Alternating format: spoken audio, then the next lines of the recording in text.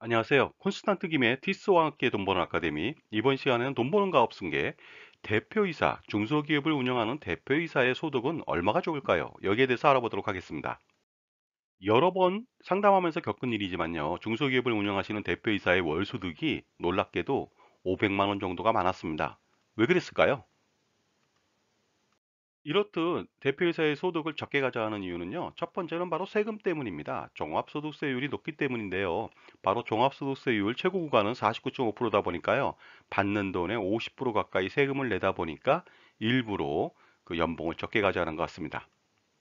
그리고요. 4대 보험도 마찬가지로 보험료가 과다 지출될까 봐 우려해서 적게 가져가는 경우도 있는데요. 특히 건강보험료가 많이 나가죠. 그리고 아주 결정적으로 소득을 적게 가져야 하는 이유가 있습니다. 그것은 무엇이냐면요. 어차피 법인의 돈은 내 돈인데 하면서 어떻습니까? 본인의 돈이 어디로 도망가는 거 아니니까 적게 가져도 된다 하는 생각을 가지고 있는데요. 과연 이게 사실일까요? 그러나 이러한 생각은 안일하다고밖에 말할 수밖에 없을 것 같습니다. 왜 그럴까요? 바로 법인의 돈은 내 돈이 아닙니다. 법인의 돈은요, 반드시 소득화 시켜야 내 돈이 되는 것입니다. 만약에 법인이 지속적으로 수익을 냈는데 소득을 정상적으로 가져가지 않고 적게 가져갔다. 그렇다면 법인의 잉여금은 축적될 것으로 판단합니다. 이렇게 축적되면요. 비상장 주식가치 평가만 급등하게 됩니다. 이로 인해서 증여세하고 상속세 부담은 도저히 피할 수 없게 되죠. 그렇기 때문에 대표이사는요. 정상적으로 많은 소득을 가져가셔야 됩니다. 그래야만 소득세도 줄일 수 있고 법인세도 줄일 수 있고 절세도 할 수 있다는 것이죠. 그리고 무엇보다도 비상장 주식가치 조절을 통해서 증여세와 상속세를 절세할 수가 있습니다. 대표이사가 걱정한다는 종합소득세율 알아보도록 하겠습니다. 과세표준 1200만 원 이하일 때는 6%고요. 그 다음에 1200 초과 4600 이하일 때는 15%죠. 연봉 6천만 원 받는 사람 바로 여기 걸릴 것 같습니다. 그 다음에 8800만 원 이하는 24%, 1억 5천 이하는 35%, 3억 원 이하는 38%, 5억 원 이하는 40%, 10억 원 이하는 42%, 그 다음에 10억 원 초과는 45%인데요. 여기에다가 지방소득세 10%까지 합치다 보니까 최저 6.6%에서 49.5%까지 세금을 부담하게 됩니다. 자, 그래서 매월 500만 원씩 받는다. 그러면 연봉이 6천이 되겠죠? 적용세율은 16.5% 구간에 걸릴 것 같습니다. 종합소득세 한번 산출해 보도록 하겠습니다. 과세표준을 3천만 원으로 책정해 봤습니다. 3천만 원 곱하기 15% 빼기 누진공제액 108만 원 해서 1.1 곱해주면 되겠죠? 그러면 376만 원이라고 하는 세금이 나오게 됩니다. 연봉 6천만 원에 세금 376만 원을 내지만요. 그러나 연봉을 좀 더 높인다 하더라도 사실상 절세가 가능합니다. 예를 들어서 법인세나 증여세나 상속세 절세가 가능하고요. 그 다음에 연말정산으로 소득세도 절세할 수가 있습니다. 알아보도록 하겠습니다. 연봉을 1억 원 추가한다. 그랬을 때 세금을 좀 알아볼까요? 연봉이 1억 6천만 원이 되겠죠? 그렇다면 적용세율은 38.5% 구간에 걸릴 것 같습니다. 그리고 과세표준을 1억 2천만 원으로 책정했을 때 1억 2천만 원 곱하기 0.35 빼기 누진공제액 1,490만 원 곱하기 1.1 하면 그 세금은 2,981만 원이나 나옵니다. 그러니까 1억 원을 추가로 더 연봉을 받았을 때 376만 원 세금 대비 2,605만 원이나 증가하는데 너무 놀라지 마십시오. 연봉을 1억 원 올린다면요. 법인세 감면 혜택이 있죠. 왜냐하면 법인세 비용 처리가 가능하기 때문에 그렇습니다. 법인세율 알아보도록 하겠습니다. 2억 원 이하일 때는 10%고요. 대부분 2억 원 초과 200억 원 이하에 걸릴 것 같은데요. 20%가 되겠습니다. 3천억 원 이하일 때는 22%, 3천억 원 초과일 때는 25%고요. 지방소득세까지 합친다면 11%에서 27.5%까지 어떻습니까? 적용을 받게 된다는 것이죠. 따라서 연봉을 1억 원을 추가했다. 그렇게 된다면 법인세 22%를 절세할 수가 있습니다. 그래서 2,200만 원을 절세할 수 있고요. 그 다음에 이로 인해서 증여세와 상속세도 절세할 수가 있겠죠. 왜냐하면 비상장 주식가치 평가를 절하시킬 수가 있기 때문에 그렇습니다. 그리고 늘어난 연봉 대비 연말정산을 효과적으로 한다면 소득세 절세도 가능하리라 봅니다. 벤처기업에 투자하는 경우에요. 소득공제를 해주고 있는데요. 5천만 원까지 투자한다고 가정해 보겠습니다. 지분을 투자하는 경우도 있겠고요. 이자 수익을 목적으로 투자할 수도 있습니다. 그랬을 때 소득공제액은요. 무려 4,400만 원이나 됩니다.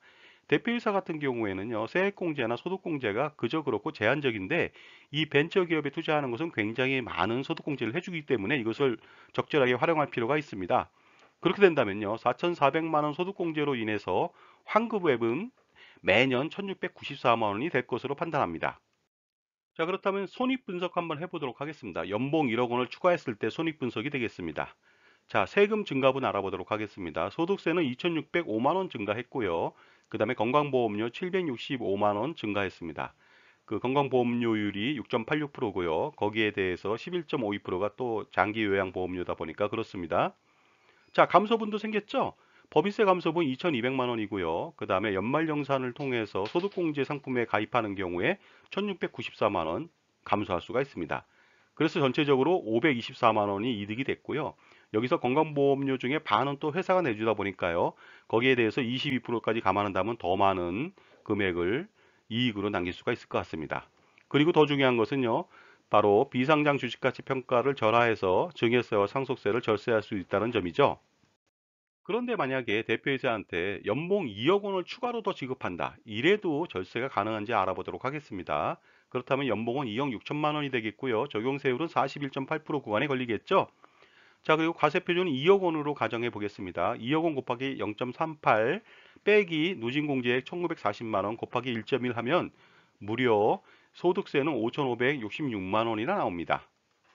전에 대비해서 376만 원 대비 5,190만 원이나 증가했는데 과연 절세가 될까요? 자, 그러나 연봉 2억 원을 추가했다. 그렇게 된다면요. 법인세는 4,400만 원 절세할 수가 있습니다. 그리고 상속세, 증여세, 절세도 가능하겠죠? 또한 소득공제 상품을 가입함으로써 연말정산으로 절세할 수가 있습니다. 벤처기업의 투자를 이번에는 1억 원으로 해보겠습니다. 그러면 소득공제 대상은요 5,900만 원이 되겠고요. 환급액은 2,466만 원이 됩니다. 자, 그렇다면 연봉 2억 원 추가했을 때 손익분석 해봐야 되겠죠? 자, 세금 증가분 알아보도록 하겠습니다. 소득세가 무려 5,190만 원이 늘어납니다. 그 다음에 건강보험료 1,530만 원이 늘어납니다. 감소분도 생겼죠? 바로 법인세 4,400만 원 비용으로 처리받아서 감면받을 수가 있습니다. 그 다음에 연말정산을 통해서 2,466만 원을 또한 환급받을 수가 있겠죠. 전체적으로 수지를 보면 146만 원 아직도 이득이죠. 거기에다가 건강보험료가 1,530만 원인데 이 중에 반 얼마입니까? 700만 원 이상이 되겠죠. 거기에 대해서도 회사 비용 처리가 되다 보니까 22% 한다면 거기서도 한 150만 원 이상이 줄어질 수가 있습니다. 결과적으로 액면대로 한다면 300만 원 이상을 더 이득을 볼 수가 있습니다. 그리고 무엇보다도 상속세, 증여세, 비상장 주식가치평가 절하해서 효과적으로 절세할 수가 있겠죠. 자, 그렇기 때문에 연봉 6천만 원보다 1억 6천 아니면 2억 6천도 충분히 절세가 가능하기 때문에 중소기업을 운영하시는 대표이사께서는 어떻습니까? 연봉을 좀 더 늘릴 필요가 있겠죠.